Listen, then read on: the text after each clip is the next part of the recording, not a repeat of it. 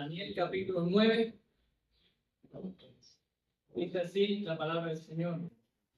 En el año primero de Darío, hijo de Asuero, de la nación de los Medos, que vino a ser rey sobre el reino de los caldeos, en el año primero de su reino, yo, Daniel, miré atentamente en los libros el número de los años de que habló Jehová al profeta Jeremías, que habían de cumplirse las desolaciones de Jerusalén en 70 años. Volví mi rostro a Dios el Señor, buscando en oración y ruego, en ayuno, cilicio y ceniza. Y oré a Jehová mi Dios e hice confesión diciendo: ahora Jehová, Dios grande, digno de ser temido, que guardas el pacto y la misericordia con los que te aman y guardan tus mandamientos. Hemos pecado, hemos cometido iniquidad, hemos hecho impíamente y hemos sido rebeldes y nos hemos apartado de tus mandamientos y de tus ordenanzas. No hemos obedecido a tus siervos los profetas que en tu nombre hablaron a nuestros reyes, a nuestros príncipes, a nuestros padres y a todo el pueblo de la tierra.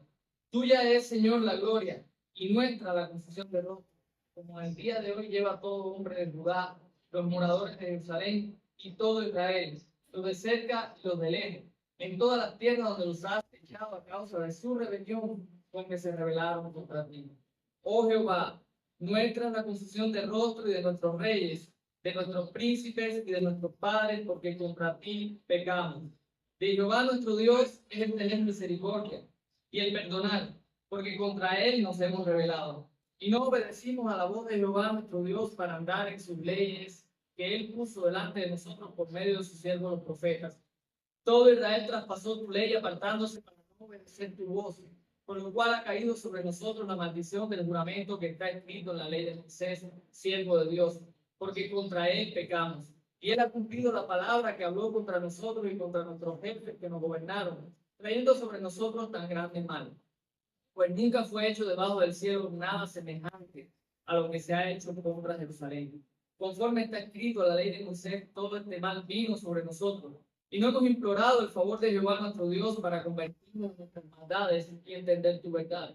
Por tanto, Jehová veló sobre el mal y lo trajo sobre nosotros, porque justo es Jehová nuestro Dios en todas sus obras que ha hecho, porque no obedecimos a su voz.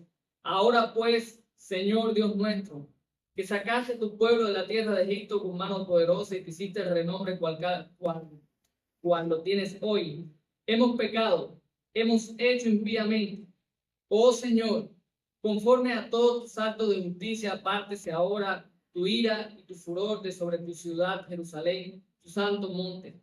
Porque a causa de nuestros pecados y por la maldad de nuestros padres, Jerusalén y tu pueblo son el oprobio de todos en derredor nuestro. Ahora pues, Dios nuestro, oye la oración de tu siervo y sus ruegos, y haz que tu rostro resplandezca sobre tu santuario asolado por amor del Señor. Inclina, oh Dios mío, tu oído y oye, abre tus ojos y mira nuestras desolaciones y la ciudad sobre la cual es invocado tu nombre. Porque no elevamos nuestros ruegos ante ti confiados en nuestra justicia, sino en tus muchas misericordias. Oye, Señor, oh Señor, perdona, presta oído, Señor, y hazlo. No tardes, por amor de ti mismo, Dios mío, porque tu nombre es invocado sobre tu ciudad y sobre tu pueblo. Aún estaba hablando y orando y confesando mi pecado y el pecado de mi pueblo Israel, y derramaba mi ruego delante de Jehová mi Dios por el monte santo de mi Dios. Aún estaba hablando en oración cuando el varón Gabriel, a quien había visto en la visión al principio, volando con presteza, vino a mí como a la hora del sacrificio de la tarde. Y me hizo entender y habló conmigo diciendo: Daniel, ahora he salido para darte sabiduría y entendimiento. Al principio de tu ruego fue dada la orden y yo he venido para enseñártela, porque tú eres muy amado. Entiende pues la orden y entiende la visión. 60 semanas están determinadas sobre tu pueblo y sobre tu santa ciudad, para terminar la prevaricación y poner fin al pecado, y expiar la iniquidad, para traer la justicia perdurable, y sellar la visión y la profecía, y ungir al santo de los santos. Sabe pues y entiende que desde la salida de la orden para restaurar y edificar Jerusalén hasta el Mesías príncipe, habrá 7 semanas. Y 62 semanas se volverá a edificar la plaza y el muro en tiempos angustiosos. Y después de las 62 semanas se quitará la vida al Mesías, mas no por sí. Y el pueblo de un príncipe que ha de venir destruirá la ciudad y el santuario. Y su fin será con inundación y hasta el fin de la guerra durarán las devastaciones. y por otra semana confirmará el pacto con muchos. A la mitad de la semana hará cesar el sacrificio y la ofrenda. Después, con la muchedumbre de las abominaciones, vendrá el desolador, hasta que venga la consumación y lo que está determinado se derrame sobre el desolador. Oramos. Dios bueno, gracias por tu palabra, Señor, y suplicamos tu gracia para poder entender lo que tú demandas de nosotros, Padre, y poder ponerlo por obra. Sabemos que somos insuficientes y que solo por la obra de tu Espíritu en nosotros es que podemos vivir lo que tú demandas de nosotros. Damos claridad en esta mañana y ser el expositor también para que pueda exponer con claridad. Jesús. Hermano, quiero que piensen en lo que ustedes considerarían un mundo ideal. Piensen por un momento en eso.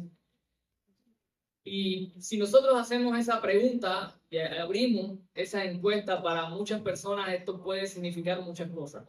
Quizás para una persona que ha padecido y sufrido enfermedad durante un largo periodo de tiempo, simplemente el mundo ideal sería un mundo sin enfermedades.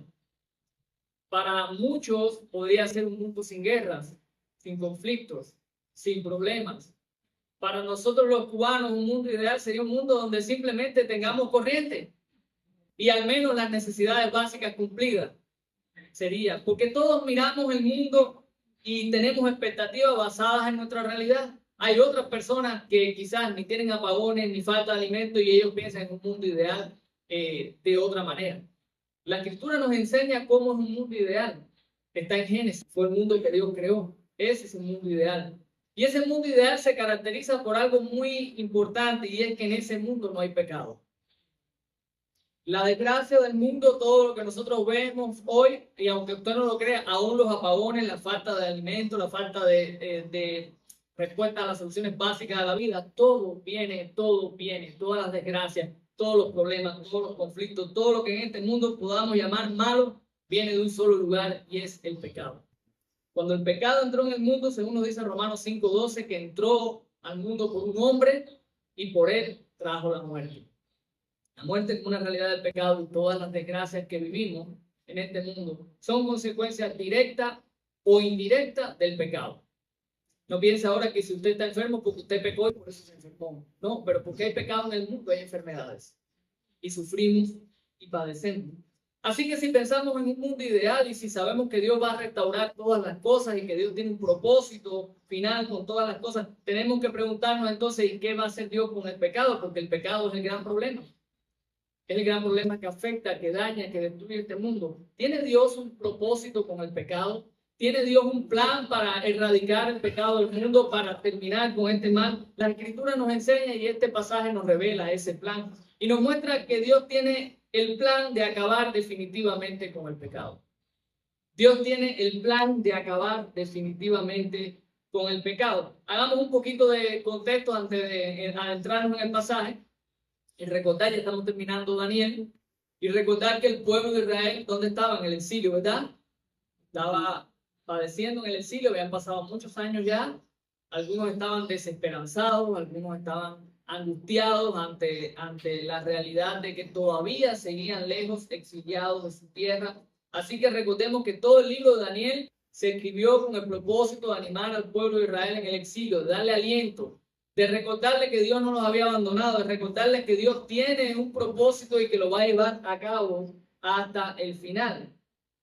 Y nosotros hoy también podemos recibir aliento a través de este texto, porque aunque ya Israel recibió su aliento en su momento, el pueblo de Dios sigue sufriendo, sigue padeciendo, sigue viviendo en el exilio espiritual porque estamos alejados de nuestra ciudadanía. La Escritura dice que somos como extranjeros y peregrinos en este mundo. Así que así como Israel vivió como extranjero y peregrino, el pueblo de Dios sigue viviendo como extranjero y peregrino hasta que el reino de Dios sea enteramente consumado. Así que nosotros también vamos a necesitar muchas veces aliento, aunque nuestras circunstancias sean un poquito diferentes, aunque en diferentes contextos y para diferentes personas la realidad de vivir en este mundo y de experimentar el pecado sea diferente, todos necesitamos ser alentados y animados. Y si entendemos que el pecado es ese gran problema que daña, que destruye, que produce conflictos, que destruye hogares, que destruye nuestra vida, entonces nosotros necesitamos el aliento de que el pecado va a ser erradicado en algún momento. Y eso es lo que este texto nos enseña. Así que vamos a ir al texto.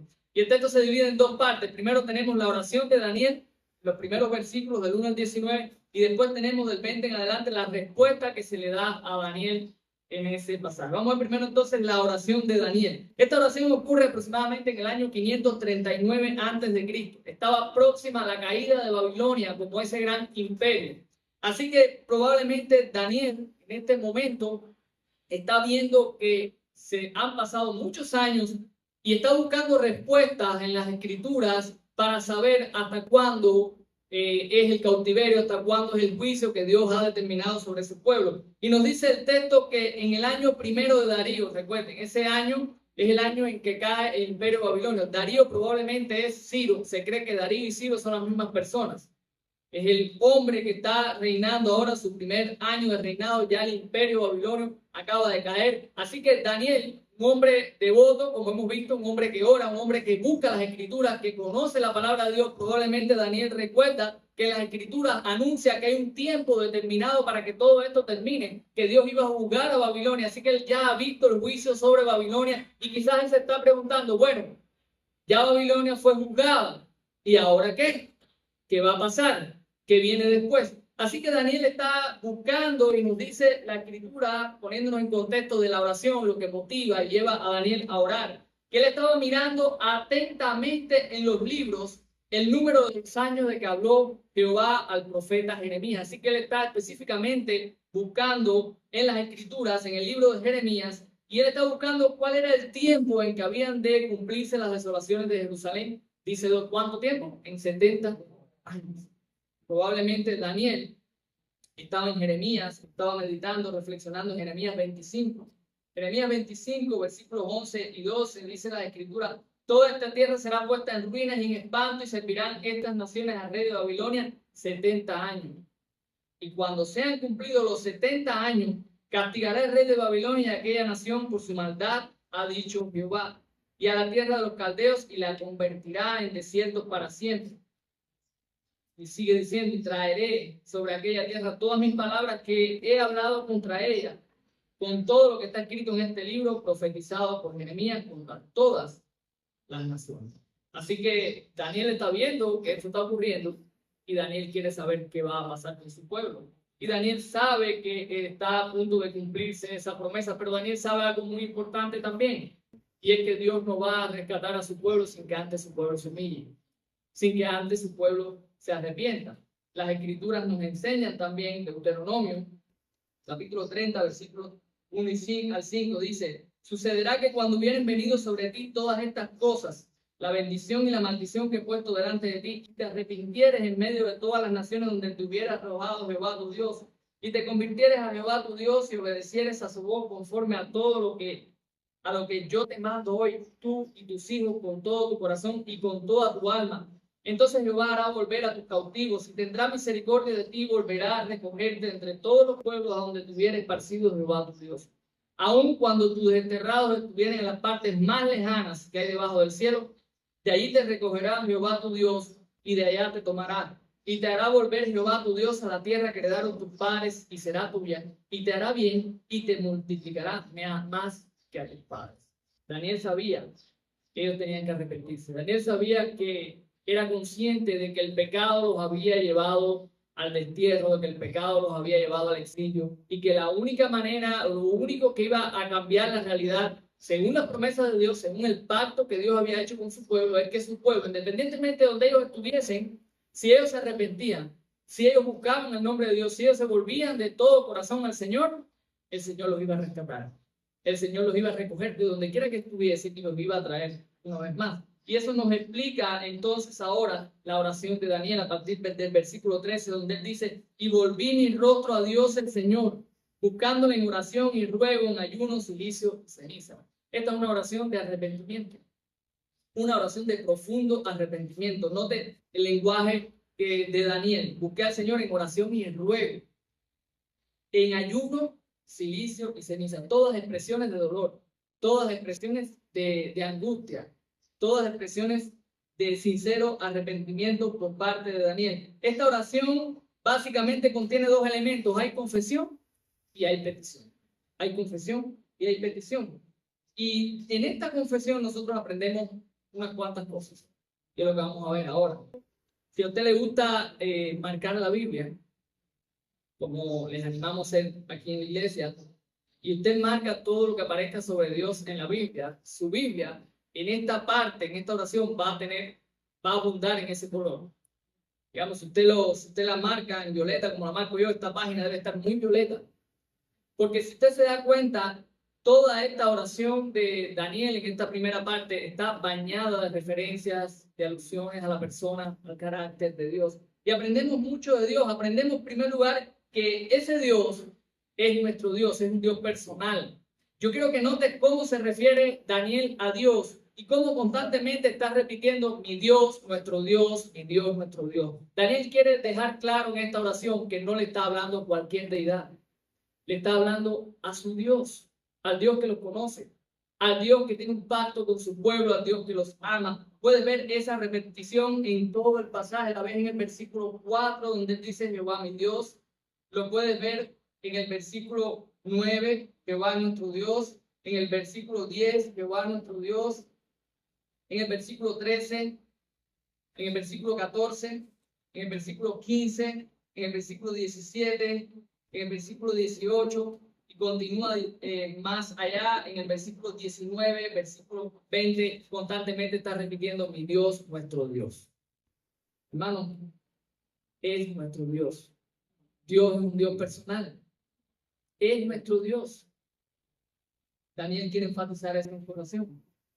Daniel también nos muestra que nuestro Dios es un Dios grande y digno de ser temido. Dice en el versículo 4, Dios grande, digno de ser temido. Dios merece respeto. Dios merece honra. Dios merece que su pueblo y que toda criatura en esta tierra tema su nombre, le honre, le respete.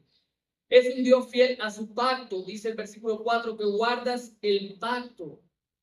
¿Cuál es el pacto? El que estábamos viendo. Dios hizo un pacto con su pueblo, Israel. Si ustedes son obedientes a mí, yo los bendigo.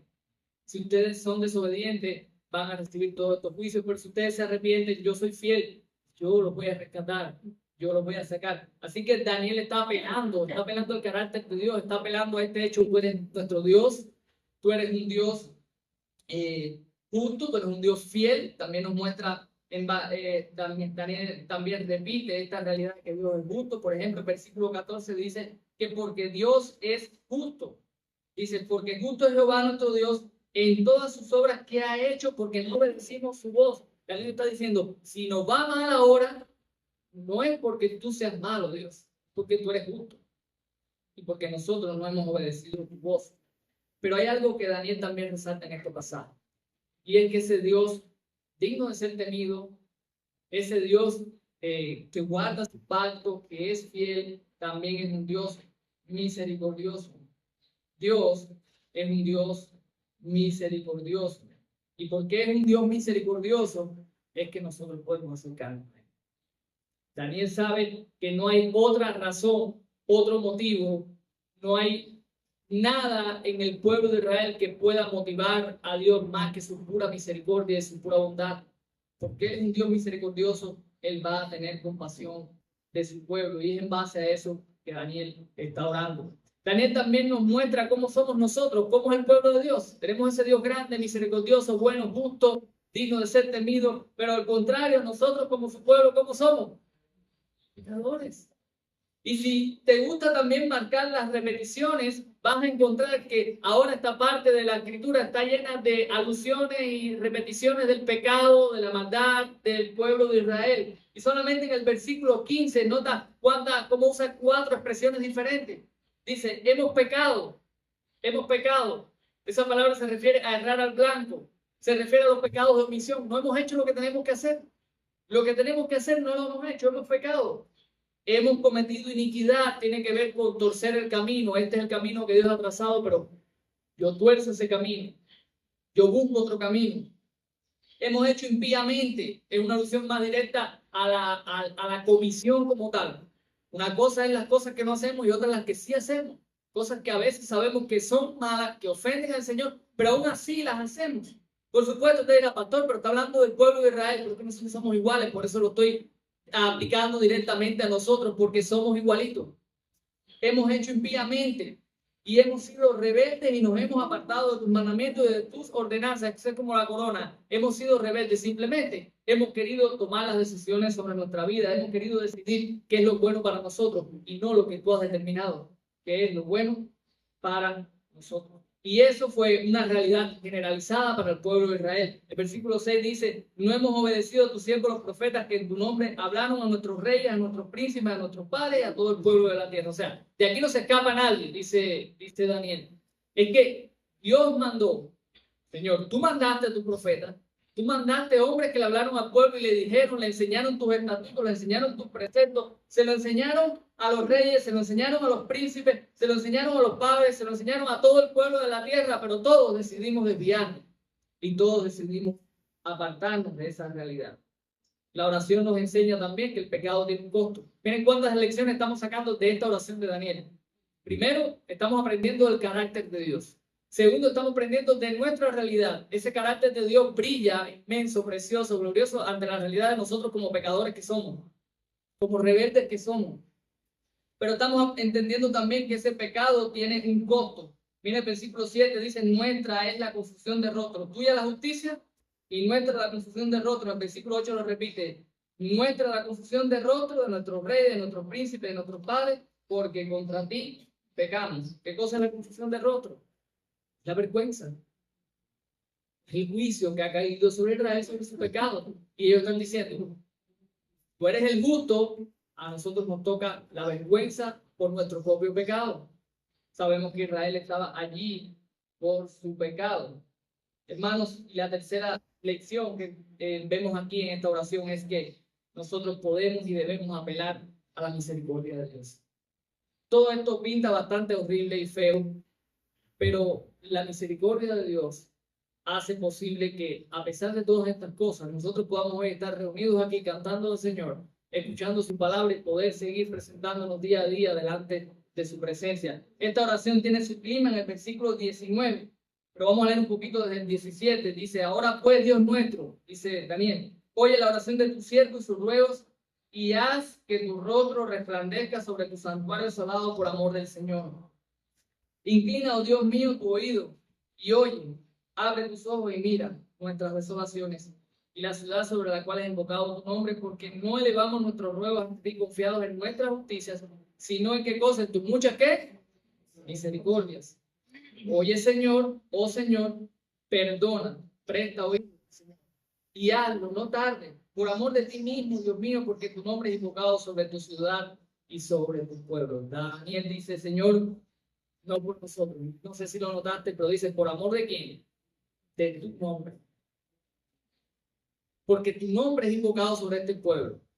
Porque tu nombre, cuando tu pueblo falla y tú lo juzgas y tú traes disciplina sobre tu pueblo, eso, las naciones que están mirando alrededor dicen, ¿dónde está el Dios de esta gente? ¿Y dónde está el Dios de esta gente? Y Daniel entiende que si algo bueno va a hacer Dios, es por amor de su propio nombre y es para su propia gloria. Porque Dios busca su propia gloria. Dios es el único ser en todo el universo que puede buscar su propia gloria porque no hay nadie mayor que él. Nosotros no podemos buscar la nuestra. Nuestro pecado es ese, que siempre estamos buscando la nuestra, no la de Dios. Pero en el caso de Dios no hay otra gloria que buscar porque Él es el único digno de gloria. Así que todo lo que hace Dios es para su propia gloria, para que se hable bien de Él, para que se hable bien de su nombre. Y cuando Daniel entiende esto y por eso Daniel dice, Señor, por amor a ti mismo, amor a tu nombre, a tu gran nombre, a quien eres tú, por amor a tu nombre, rescátanos, escucha, perdónanos. En estos días, meditando en estas cosas, una de las cosas que estaba reflexionando es la habilidad que tenemos los seres humanos en enfocarnos en los síntomas y no en las causas. Pasa en cuestiones de salud. Somos expertos. Mira, hay medicamentos para todo. Si me duele la cabeza, hay un medicamento para el dolor de cabeza. Si tengo fiebre, hay medicamento para la fiebre. Si me duele una rodilla, hay medicamento para el dolor de rodilla. Si estoy ansioso, hay medicamento para la ansiedad. Si no puedo dormir, hay medicamento para dormir. Hay medicamento para todo. Pero esas no son las causas. Esos son los síntomas. Si yo no duermo por algo, si yo estoy ansioso por algo, Si a mí me duele la cabeza, me duele una parte del cuerpo, es por algo. Si yo tengo fiebre, es por algo. Pero nosotros somos expertos en enfocarnos en el síntoma. Vamos a atacar y responder al síntoma. Y lo mismo pasa en la vida espiritual. Nos pasa en todo. Si hay problemas en el matrimonio, es porque tú me gritas, es porque tú haces, es porque tú vas, es porque tú vienes. Si hay conflictos, si hay guerras, es por algo. En todo, mírenlo en toda la sociedad. Hay guerra en el mundo, ¿verdad? Hay muchas justificaciones, pero esos son los síntomas, las causas son más profundas. ¿Okay? Y la causa, como hemos estado diciendo, ¿cuál es? El pecado. Pecado. El pecado, hermanos, como Daniel nos lo presenta aquí, es terrible. Nos aleja de Dios y nos conduce por caminos que nosotros no queremos estar.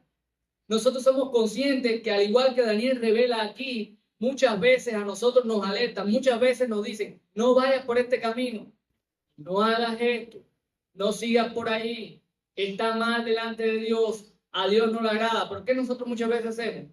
Sí, porque nos creemos sabios, porque nos creemos inteligentes, porque no calculamos que el pecado nos va a arrastrar y nos va a llevar por un camino que nosotros después no vamos a querer arrastrar. Y después vienen las consecuencias. Y después culpamos a todos. Después culpamos al mundo, culpamos a la sociedad, culpamos a las circunstancias, culpamos al esposo, a la esposa, a los hijos, al pastor, a aquel, al hermano, al otro. Todo el mundo es culpable. Pero no entendemos que el culpable es el pecado. El pecado que permitimos, el pecado que dejamos correr, las veces que no escuchamos, las veces que seguimos empecinados en nuestra rebelión y en nuestra manera de pensar. Gracias a Dios, porque tenemos un Dios misericordioso. Vaya, este sermón no es un sermón de reprensión, porque este texto no es de reprensión. Y aunque estamos hablando del pecado, y espero que podamos reflexionar en la crudeza y lo serio que debemos tomarnos el pecado, este pasaje está aquí para decirte, tienes un Dios misericordioso. Este pasaje está aquí para decirte, sí, soy tremendo cabezón, soy tremendo malcriado, soy tremendo rebelde, pero no tengo que seguir siendo rebelde y malcriado porque mi Dios es misericordioso. Y yo puedo acudir a Él, yo puedo acercarme a Él. Este pasaje está para decirte a ti, si aún no has creído en Cristo, que tienes esperanza todavía. Que ese Dios misericordioso perdona. Que ese Dios misericordioso está abierto. La Escritura lo dice. Nadie que venga a sus pies arrepentido, confesando su pecado y reconociendo a Cristo como Señor y Salvador, va a ser rechazado. La Escritura lo enseña. Yo lo creo. ¿Usted lo cree? Nadie que venga arrepentido a los pies de Cristo será rechazado. Este pasaje está aquí para animarte, para desafiarte a que vengas a Cristo, a que le reconozcas. Este pasaje también está aquí para, de alguna manera, mostrarnos a un privilegio que tuvo este pueblo de Israel, que quizás ahora usted piensa y dice, pastor, pero ¿quién tuviera a alguien como Daniel? Oye, si te pones a pensar, Daniel era el hombre más fiel que había en Israel en ese momento. Bueno, según nos ha mostrado este libro. Fue un hombre que fue fiel desde el inicio, tenía ya aproximadamente, estaba muy cerca de los 80 años, llegó siendo un adolescente a Babilonia. Desde que llegó, su primer compromiso, ¿cuál fue? No contaminarse. Y así vivió. Y viviendo así, enfrentó sus problemas, sus dificultades, fue echado a un foso de leones, enfrentó toda esta envidia, esta lucha con aquellos líderes de Babilonia. Y sin embargo, este hombre, que no era el que realmente pudiéramos decir que como persona individual era un hombre pecador, rebelde, alejado de Dios, este hombre que está doblando su rodilla ahora intercediendo por su pueblo. Y eso debería enseñarnos al menos dos cosas. Uno, que el pecado nunca lo puedes ver como algo personal. Nosotros somos un cuerpo. Y cuando Daniel ora, Daniel está constantemente confesando mi pecado y nuestro pecado. Nuestro pecado es nuestro. La Biblia lo enseña. La Biblia enseña que cuando alguien está mal en el cuerpo, un miembro está mal, ¿qué pasa con todo el cuerpo? Se duele. Entonces no es solamente mi pecado, es nuestro pecado. Pero eso nos recuerda algo importante, y es que sí tenemos a alguien como tuvo Israel, y lo tenemos a alguien mejor. Porque nosotros tenemos a Cristo, quien intercede, como decía el canto ahorita, ante el Padre Celestial. Y no intercede un día, y no intercede por nuestros pecados, no como dice Daniel, por mi pecado y por nuestros pecados. Jesús no tuvo que hacer eso. Jesús intercede solamente por nuestros pecados, por nosotros, porque los únicos pecadores somos nosotros. Intercede día y noche, Romanos 8:34, como nos enseña Hebreos 7:25, que Jesús está continuamente intercediendo por nosotros. Estás durmiendo después de un día, después de un tiempo prolongado de rebeldía, y aún tu Salvador está intercediendo por ti.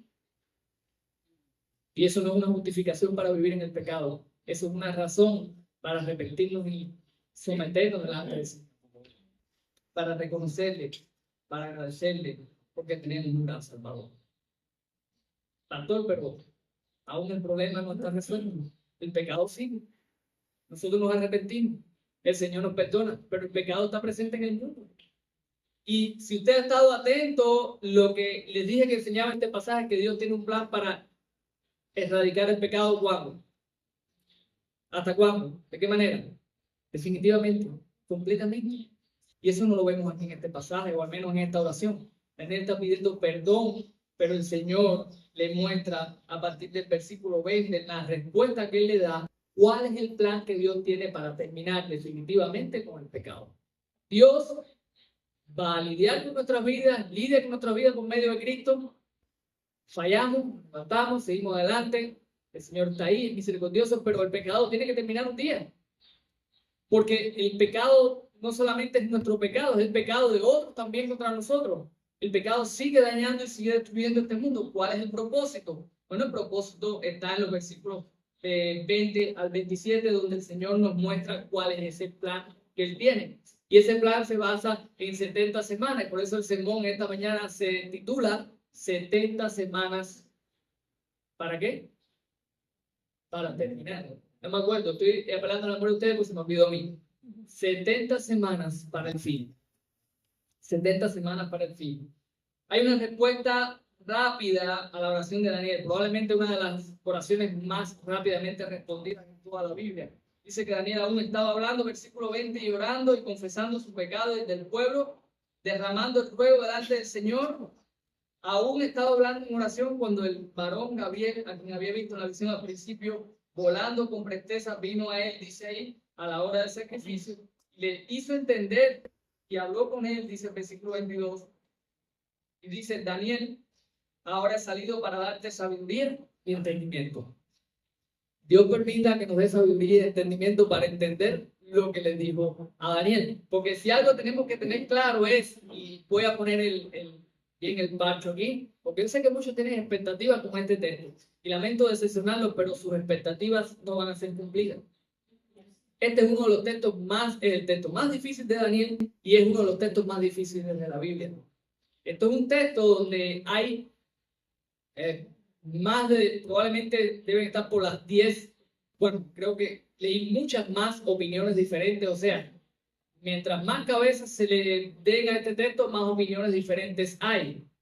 Y una de las cosas que estaba leía incluso de alguien que escribió y dijo: voy a darle mi opinión, pero probablemente hoy por la noche tenga otra, y mañana otra, y pasado otra. O sea, no me voy a aferrar con ninguna porque este es un texto complicado. Sin embargo, hay cosas que podemos tener claras, y espero, por favor de Dios, que podamos tener una idea, al menos, porque tenemos que presentar alguna idea de este pasaje, y que usted pueda tener algo claro. Les animo a investigar, les animo a buscar, les animo a no estar de acuerdo conmigo si usted quiere, es su decisión, pero les estaré compartiendo lo que creo es un acercamiento a este pasaje. Les voy a dar un resumen rápido primero antes de entrar a los detalles. Básicamente podemos decir de este pasaje que Dios tiene un plan, tiene un propósito. Ese propósito es a través de Cristo. Tiene un tiempo determinado, que es lo que Daniel llama las 70 semanas. Hay un tiempo determinado, y en ese tiempo van a pasar varias cosas sobre el pueblo, sobre la santa ciudad. Dice: para terminar la prevaricación, poner fin al pecado, expiar la iniquidad, para traer la justicia perdurable, sellar la visión, la profecía y ungir al santo de los santos. O sea, si usted conoce mucho de teología, haber estudiado mucho, yo creo que usted lee el versículo 24 nada más, y eso le da una idea. Y le da una idea de que algo va a pasar, un tiempo determinado, que ese algo tiene que ver con terminar el pecado. ¿Estamos de acuerdo ahí, verdad? Lo dice ahí. Tiene que ver con traer la justicia perdurable, o sea, una justicia que no va a ser momentánea, va a ser como perdurable. Así que obviamente eso que va a pasar tiene que tener un tiempo prolongado y tiene que ser ya definitivamente. O sea, eso nos está apuntando ¿a dónde? A un momento importante, Cristo. Y probablemente usted estará un poquito de acuerdo quizás en que el santo de los santos debe ser ¿quién? Jesús. Así que si usted se queda con este poquito de información, ya tiene una idea básica para que quizás no tiene toda la profundidad del texto, todos los detalles del texto, pero usted puede decir, bueno, este texto habla de un propósito de un plan que tiene Dios, que es a través de Cristo, donde se va a terminar el pecado, donde la justicia va a ser perdurable. Ahora, vamos a entrar entonces a los detalles de ese plan. Ese plan, según nos muestra o se le muestra a Daniel, se da en 3 etapas, en 3 momentos. Pero antes quiero mostrarte qué cosas son 70 semanas. Porque yo creo que aquí es donde ha habido mucha discusión en el mundo evangélico. La gente empieza a sacar cuentas, 70, multiplicar por aquí, multiplicar por allá, son tantos años, son más cuantos años. Entonces tiene que haber sido desde tal fecha, desde más cual fecha. Estamos en literatura que apocalíptica. Como ver si hemos estado aprendiendo por literatura apocalíptica. Esa literatura, ¿cómo es? Con imágenes, simbolismo. Las cosas no significan literalmente lo que dicen ahí. Los números no significan literalmente lo que dicen ahí. Estamos en un tipo de libro donde un carnero puede significar un gobierno, donde un tarrito, un cuernito, significa un gobernante. Estamos en un libro donde los números no se toman literales porque tienen simbolismo, apuntan a algo más. 70, si todos fuimos a la escuela, al menos a lo más básico de la matemática, 7 por 10, ¿cuánto da? 70. ¿Y por qué es importante, pastor? Porque el número 7 y el número 10 es importante en la Biblia. Dios creó el mundo en ¿cuántos días? En 7 días. Y todo lo que creó fue como perfecto, porque el número 7 es el número de la perfección. El número 10 es el número de la plenitud. Por eso tenemos 10 mandamientos, porque en ellos está plenamente lo que Dios estableció para su pueblo. Tan perfecto que Jesús lo resume en 2 mandamientos, toda esa ley perfecta. 70 veces, 70 semanas, hermano, es un número que nos está apuntando a un tiempo perfecto y completo. En el tiempo perfecto y completo de Dios se va a cumplir todo esto. Si usted quería saber cuántos días son, yo no creo que con este número usted pueda tener seguridad exacta de todos sus días. Pero usted puede tener seguridad de algo y es completamente consistente con toda la Biblia, y es que en el momento, en el tiempo perfecto y completo de Dios se van a cumplir todos estos planes. Se fueron cumpliendo, porque hay algunos que se cumplieron, como vamos a ver, y todo lo que falta por cumplir se cumplirá en ese tiempo perfecto y completo de Dios. Entonces, vamos a los periodos. Primer periodo, versículo 25. Sabe pues y entiende que desde la salida de la orden para restaurar y edificar a Jerusalén hasta el Mesías príncipe habrá 7 semanas. Eso es un periodo relativamente corto. ¿Qué se cree que fue lo que pasó aquí o a qué hace referencia esto? Dice, desde la salida de la orden para restaurar y edificar a Jerusalén. ¿Quién dio la orden para restaurar y edificar Jerusalén? Se lo voy a decir ahora. Esdras, capítulo 1, versículo 1, dice, en el primer año de Ciro, rey de Persia, para que se cumpliera la palabra de Jehová por boca de Jeremías, de las condiciones, despertó Jehová el espíritu de Ciro, rey de Persia, el cual hizo pregonar de palabra y también por escrito por todo su reino, diciendo, así ha dicho Ciro, rey de Persia, Jehová, el Dios de los cielos, me ha dado todos los reinos de la tierra y me ha mandado que edifique casa en Jerusalén, que está en Judá. Quien hay entre vosotros de su pueblo, sea Dios con él, y suba a Jerusalén, que está en Judá, y edifique la casa de Jehová, Dios de Israel. Él es el Dios, la cual está en Jerusalén. Entonces, dice, a Daniel se le dijo, entiende que desde la salida de la orden para restaurar y edificar Jerusalén hasta el Mesías príncipe habrá 7 semanas. Este periodo ya pasó. ¿Quién es el Mesías príncipe? En este contexto probablemente es Dios. Aquí, recuerden, dice Mesías, pero Mesías solamente es Cristo. Recuerden que hay términos y palabras que se repiten. Por ejemplo, apóstol, hay muchos apóstoles, pero solamente 12 apóstoles con mayúsculas. ¿Sí? El término Mesías, ungido, príncipe, acá, en este caso, una de las características de Esdras fue que restauró la adoración de Israel. Fue el hombre que purificó el pueblo, que los mandó a limpiarse. O sea, muy probablemente lo que se entiende hasta ahora es que probablemente ese Mesías príncipe fue Esdras. Entonces, esa primera etapa ya se cumplió.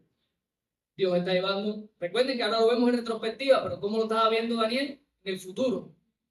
Desde que saca la orden y hasta el Mesías príncipe habrá 7 semanas, un tiempo relativamente pequeño.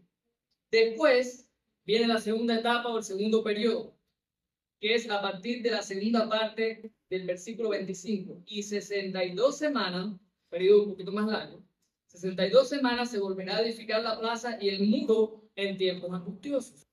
¿Okay? 62 semanas para edificar la plaza y el muro en tiempos angustiosos. ¿Qué periodo fue ese? Ese lo hemos estado hablando. Hubo un periodo largo de tiempos angustiosos donde Israel estuvo reedificando, pero que ese tiempo hubo más de un ataque contra Israel. Es el tiempo de Alejandro Magno, es el tiempo que después vino el famoso Antíoco Epífanes, que acabó, que destruyó, por eso le llaman tiempos como angustiosos, donde Israel se fue de alguna manera reedificando, pero pasando por una serie de procesos de conflictos, de luchas, de angustias en ese proceso. Esa es la segunda etapa.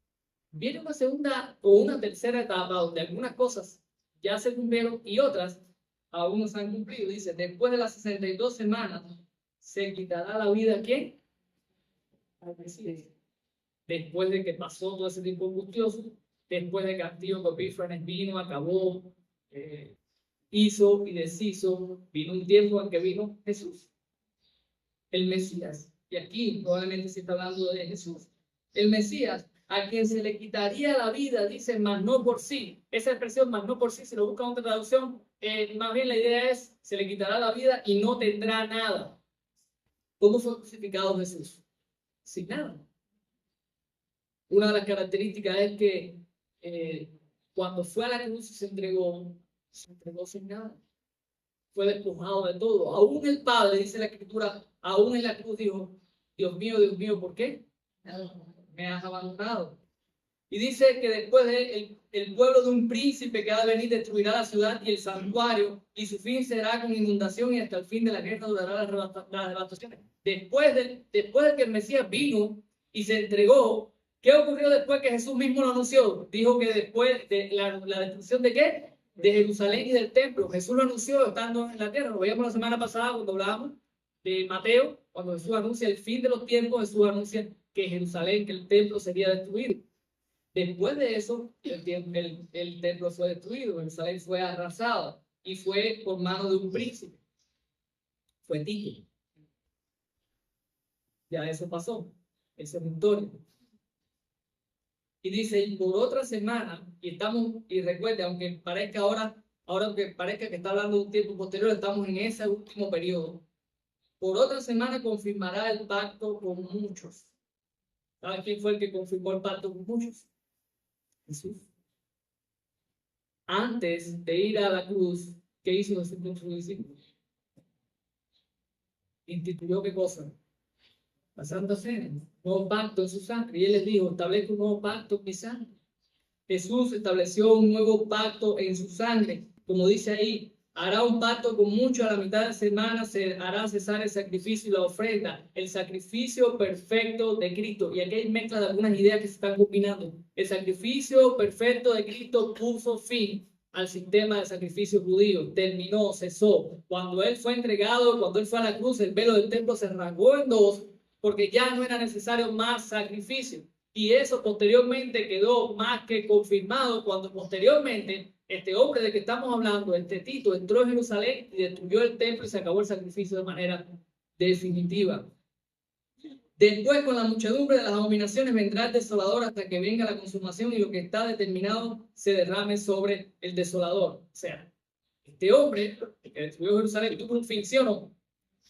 Pero aquí parece que está apuntando a un poquito más allá.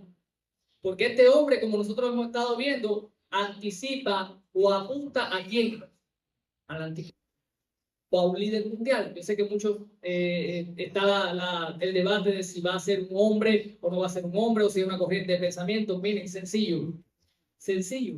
Aunque el anticristo como tal es una corriente, por decirlo de alguna manera, de pensamiento de toda oposición a Cristo en sí mismo encierra esa idea de anticristo. Todo gobierno, toda potencia que se levante siempre tiene a alguien al frente. Así que cualquier oposición que exista en el futuro, bien férrea y fuerte, por parte de cualquier gobierno, de cualquier unión de las potencias del mundo contra el cristianismo, contra Cristo, va a tener una cabeza. Y esa cabeza, ese hombre, ese inicuo, va a tener o va a ser juzgado. Entonces te resumo todo, porque yo sé que es mucho detalle, yo sé que no se van a quedar con todo, pero yo creo que se queden con la idea general, porque obviamente los detalles son la parte confusa de este pasaje. Dios tiene un plan, Dios tiene un propósito, es un propósito para poner fin al pecado, es para poner fin a la iniquidad, y ese propósito es por medio de Cristo.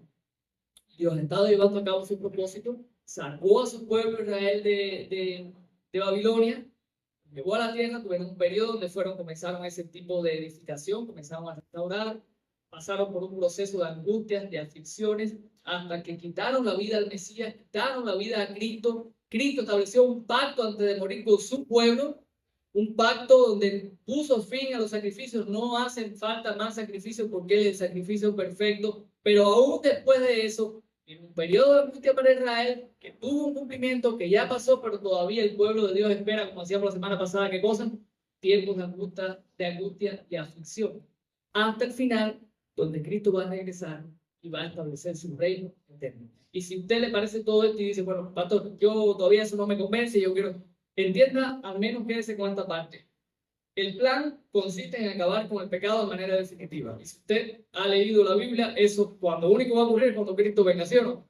Entonces, si usted no quiere complicarse con todos los detalles, usted diga, me quedo con esto. Cuando Cristo venga y establezca su reino, se acabó el pecado. Va a establecerse la justicia perfecta de Dios. Va a establecerse el reino perfecto de Dios y no habrá más pecado y no habrá más angustia y no habrá más. Quiero leerle. Esto lo tomé a última hora, pero lo quiero compartir porque esto es un escrito de Charles Spurgeon sobre este pasaje. Y dice él sobre este texto: el Señor Dios señaló un tiempo determinado para la venida de su Hijo al mundo. Nada quedó al azar. La sabiduría infinita dictó la hora en que el Mesías debía nacer y el momento en que debía ser contado. Su advenimiento y su obra son el punto más alto del propósito de Dios, el eje de la historia, el centro de la providencia, la coronación del edificio de la gracia, y por eso se cuidó con especial cuidado en cada detalle. Una vez al fin del mundo, el Hijo de Dios apareció para quitar de en medio el pecado mediante el sacrificio de sí mismo. Y este es el acontecimiento del cual todos los demás acontecimientos deben inclinarse. La mente estudiosa se deleitará en buscar las razones por las que el Mesías no vino antes o por qué no se demoró hasta épocas posteriores. Las profecías declararon las fechas, pero muchos, ante la sabiduría infalible, la habían establecido por razones muy profundas. Fue bueno que el Redentor viniera. Fue bueno que viniera lo que la Escritura llama la plenitud de los tiempos, incluso en estos últimos días. Observemos nuevamente que el Señor le dijo a su pueblo de manera un tanto oscura, pero aún con bastante claridad, cuando vendría Cristo. O sea, lo que el Spurgeon está diciendo es, aunque todo esto está un poco oscuro, observemos y miremos que está mostrándole a su pueblo que vendría un Mesías y un Salvador y cuándo vendría. ¿Okay? Nosotros podemos mirar en retrospectiva y sabemos que todo esto pues ya ocurrió. Cristo ya vino y sabemos que Él espera. ¿Qué nos quedamos nosotros con esto? ¿Con qué nos quedamos de todo esto? Con la esperanza, primero con el privilegio. El privilegio de saber, el privilegio de conocer como pueblo de Dios que la historia humana no transcurre al azar, que el mundo no se mueve por fuerzas naturales, impersonales, que hacen y deshacen como creen los deístas, que el mundo está bajo leyes y que de esa manera se organiza. Nosotros creemos en un Dios soberano que puede orquestar la historia, que la tiene determinada de principio a fin.